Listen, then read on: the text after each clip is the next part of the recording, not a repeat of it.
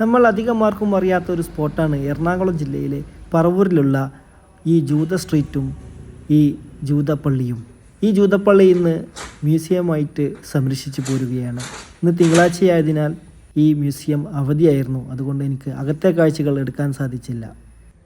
ഇന്ത്യയിലെ തന്നെ ആദ്യത്തെ ജൂതപ്പള്ളിയാണ് പറവൂരിലുള്ള ഈ സിനഗോഗ്.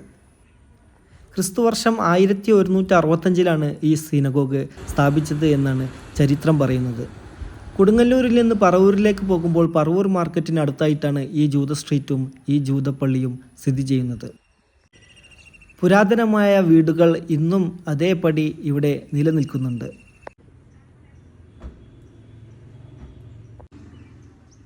ഓരോ വീടുകൾക്കും ചുറ്റുമതിലുകളില്ല എന്നതാണ് ഇവിടുത്തെ പ്രത്യേകത. ഇവിടെ വരുന്ന സഞ്ചാരികൾക്ക് ആസ്വദിക്കാൻ പറ്റിയ നല്ലൊരു കിടിലൻ ബോട്ട് സർവീസും ഇവിടെയുണ്ട്.